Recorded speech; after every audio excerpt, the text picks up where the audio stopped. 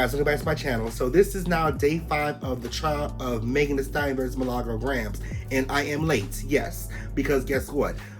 This trial has messed up my sleeping schedule, okay? Mind you, I work 3 to 11 o'clock at my job, okay? And unlike the girls who have the ability to be there all day, I do not. I be gone by like 2 o'clock. And so by the time I get off of work, get home, shower, get my notes together to give y'all this commentary, baby, it's already like 3, 4 o'clock in the morning, and I can be back up in maybe 2 hours, get back to the courthouse. Yeah, no. So I could be a little late on the weekend, give y'all this tea. So this is, again, day 5. Now, day 4, ended with Megan Thee Stallion getting a brief, and I do mean brief, cross-examination from Milagro's team. But today, it is all about Megan. Today being what it was, Friday. So we open up the cross-examination with the T-Ferris text between her and Megan. Him and Megan from August 2022. Now, around this time, Megan was just trying to get out of her deal with Jay Prince and Carl Crawford. So T. Ferris was like, baby, do you want me to go out there and like handle it? And she was like, no, it doesn't got nothing to do with you. I don't want you getting beat up, because if y'all know something about Jay Prince will beat you up. And that's allegedly, that's a period. So she was like, no, don't do that. Like, I'm already going through stuff. I'm mad, depressed, and, you know, going through stuff with this girl me Milagro, me wants to unalive myself. Like, I'm not going to have you getting no bullshit, so you stay out of it, okay? And so as we're going down through these text messages, they ask her, you know, who are these people that you said were not giving you grace? Because in the text thread between her and T. Ferris, as you know, you're trying to give her, you know, the brotherly advice and, you know, telling her, you know, to go read Psalm 69 verse 4, you know, because she feel like, you know, I try to do my best as a brother to her, and if my advice not working, then go ask God to help you out. You feel me? Because when in doubt, ask the Bible. And so, you know, she never mentioned that Milagro was the reason why she was going through, you know, her trial tribulations or whatever.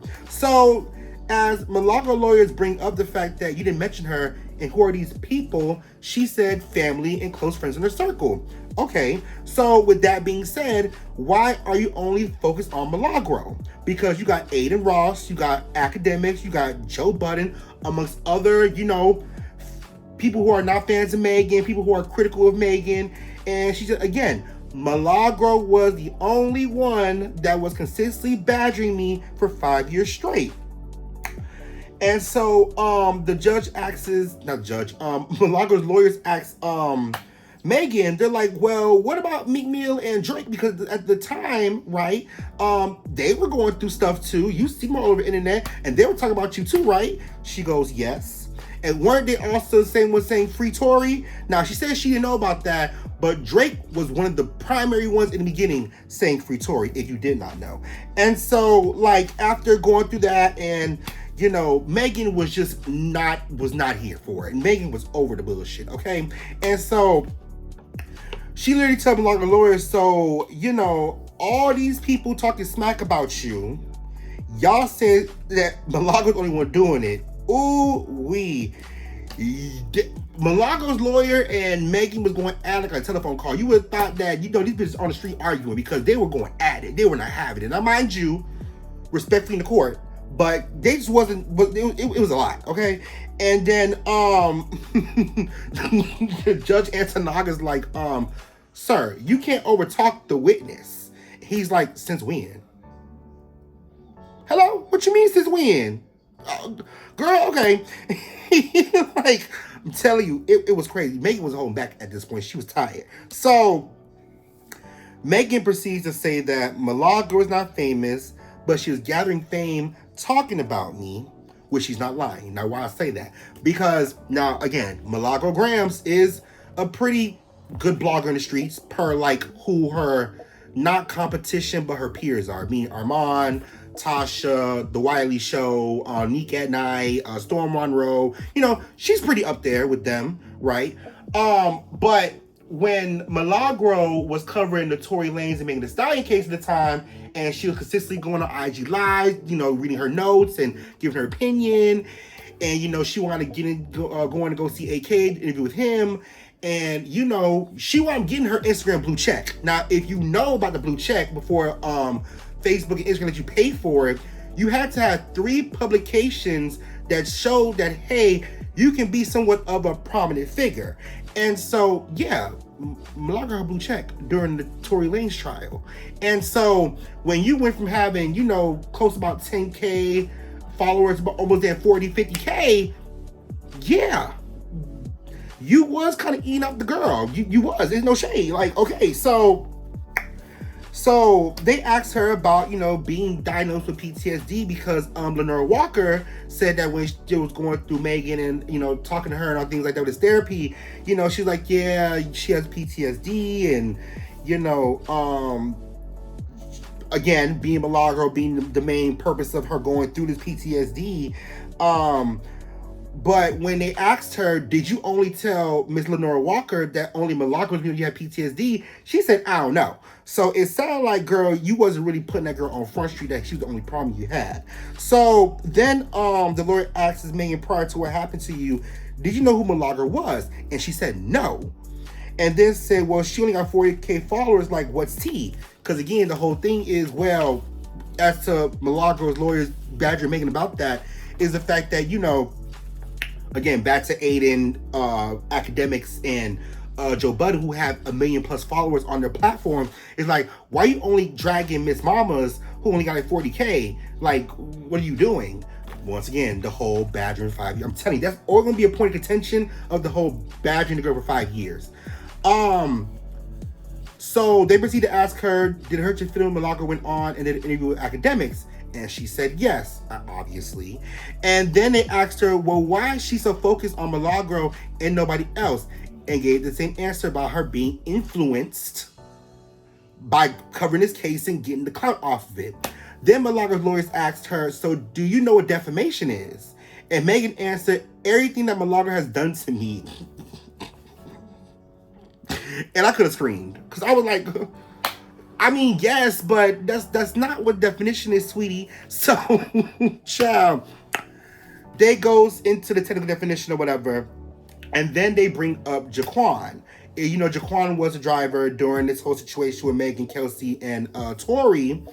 And, you know, they brought the fact that an article was written on the driver not being put into evidence, but the purpose was to show that Megan and Kelsey got into a fight and then proceeded to show Kelsey's injuries. So, mind you, we learned that Megan says she does not know how Kelsey got her injuries, and that the only reason she knew what she knows is that Kelsey told her what happened, saying that Tori basically beat her up, allegedly.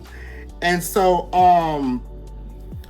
then they pulled testimony from the first trial when Megan said she had nerve damage in her left foot, and the doctor assistant at the time said she didn't have any nerve damage. Now that looks janky, because when they asked Megan going forward, oh, so do you think the doctor was lying on you? She said, well, no, I said it was this, and their assistant said it was that, so I'm not calling them a liar, no. And then, girl, remember I told y'all Tuesday, or was it Wednesday, that there was a technical issue with the audio they were playing for Milagro's deposition? Well, we had the same issue that day. So Friday, 30-40 minutes goes by trying to fix the shit in the courtroom, in Antonaga's courtroom. We had to go to a whole nother room because it was like, girl, what the hell going on around here trying to play some Megan deposition? I don't know, that was a purpose, child, you know. You know, they always say right next to something going on right here. So, all right, girl, move to another court case, courtroom. Let's keep it going. So then they asked, do you think that what she told the doctor was wrong? She said no. We go back to Kelsey's injuries, and she claims she only knows that what Kelsey told her, as I said prior. And then now they show Tori's body. Now, you don't see a piece of a scratch or an injury or anything on Tori's body. So they're like, well, how Kelsey got beat the fuck up, but Tori got nothing on him? And she was like, again, I don't know. I'm going to go with what Kelsey told me.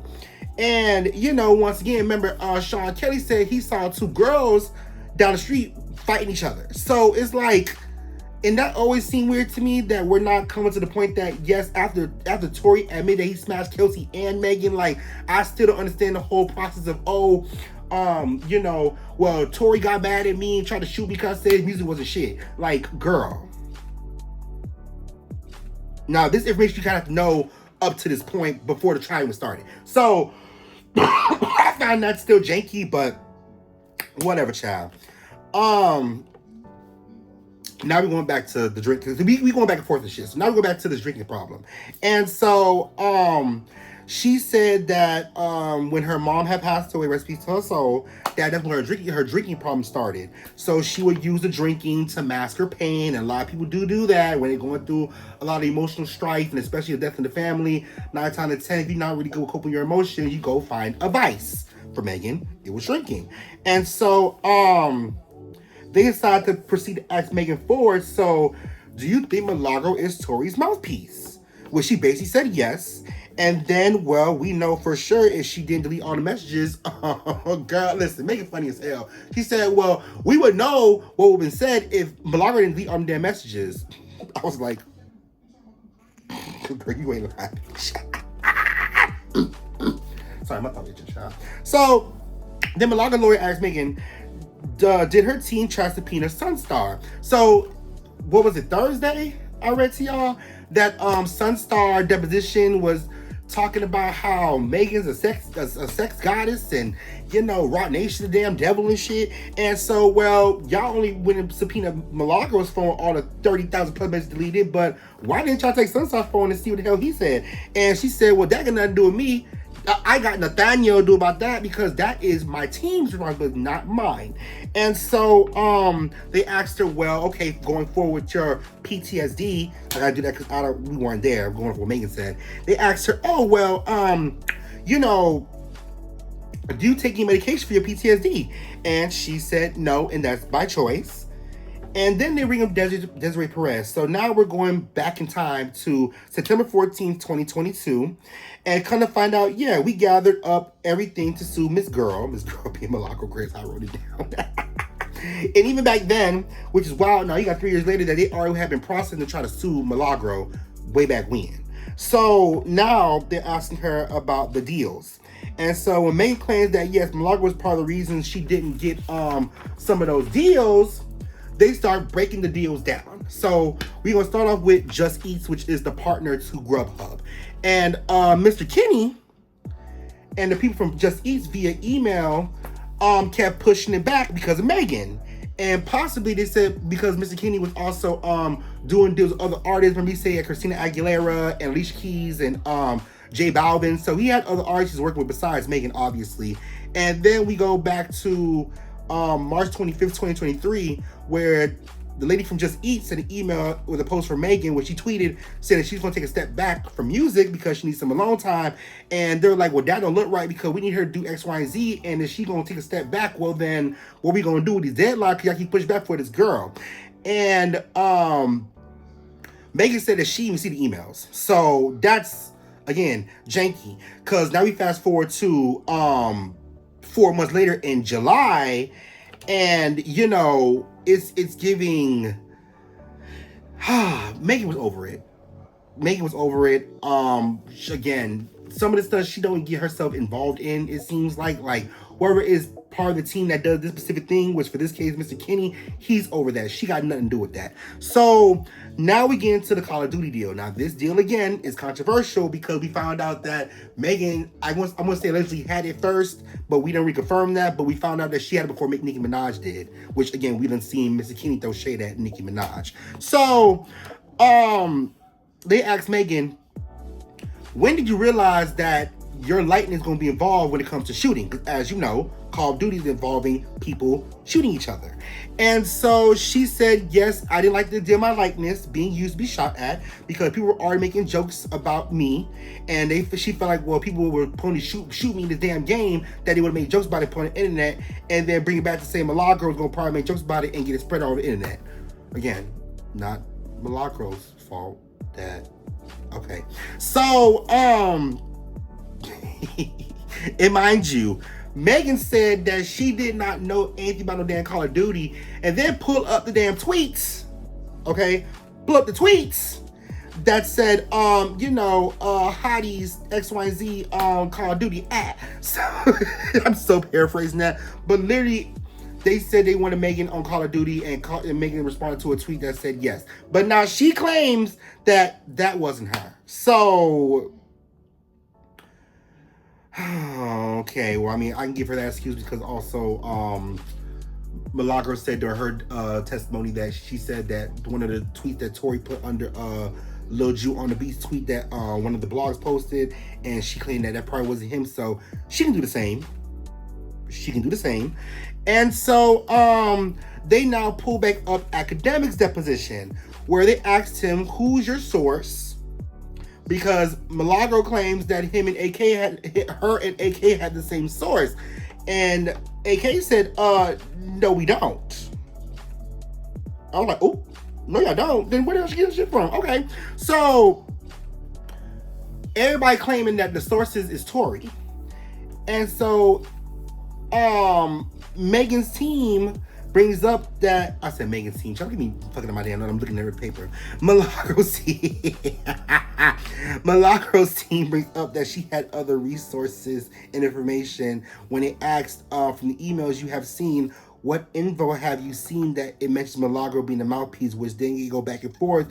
And once again, going back and forth because Megan not having it. And again, attitude, Megan not giving a piece of a fuck. Okay, and that's on period. So they bring up the DNA tweet, which specified that Tory's DNA was not on the gun, which she said then his DNA was not on the gun.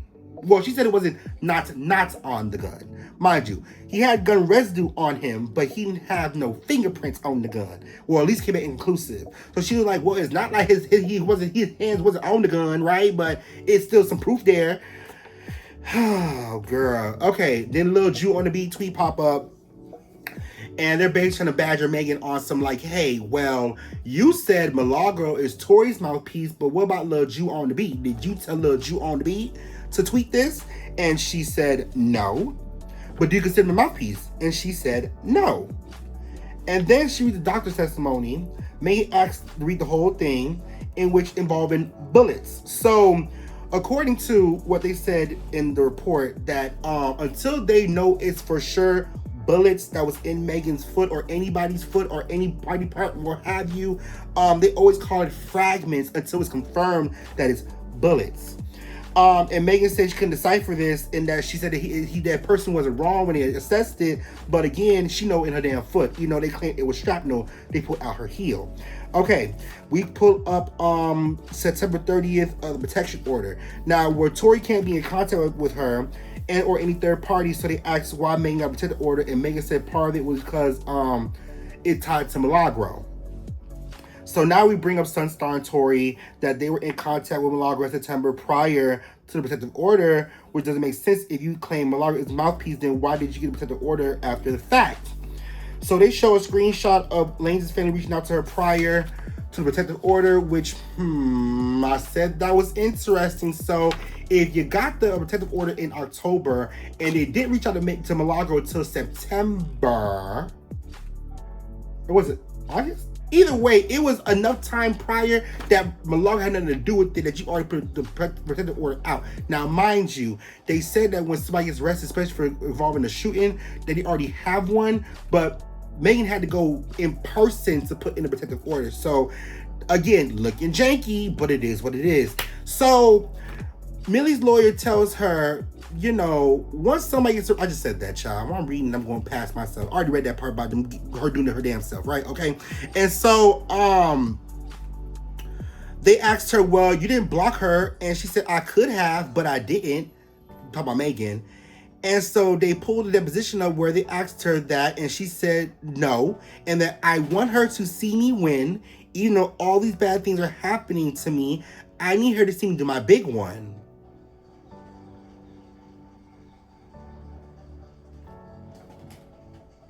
Okay. I get it, but you want the... Okay, so... so Millie's lawyers go say, oh, maybe she'll go to one of your shows. Megan said, bitch, I hope the fuck not. Screaming, okay? So they asked Megan, did Tory pay Kelsey off? And she said, well, he did offer us both $1 million.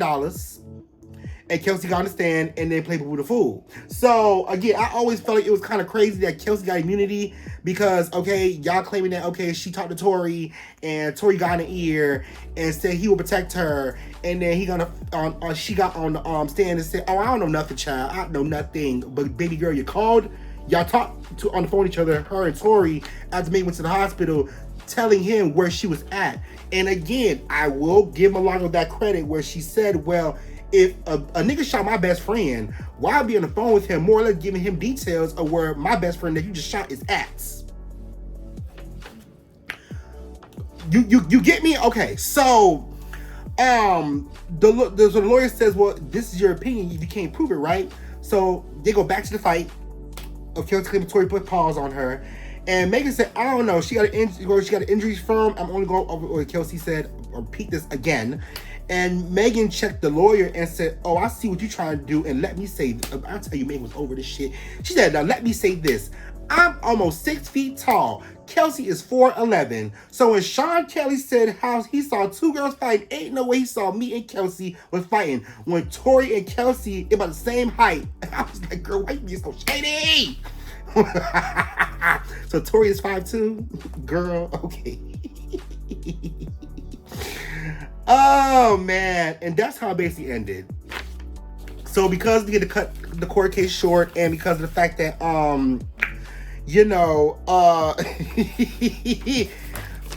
the whole IT situation, child, yeah, it was cut short that day. So when we go back Monday, I know y'all see me do this shit. Okay, listen, I'm not new to this, still doing it in person, right? Okay, so Monday, they're gonna finish Megan's cross-examination, and then Milagro can stand again, and they'll be done.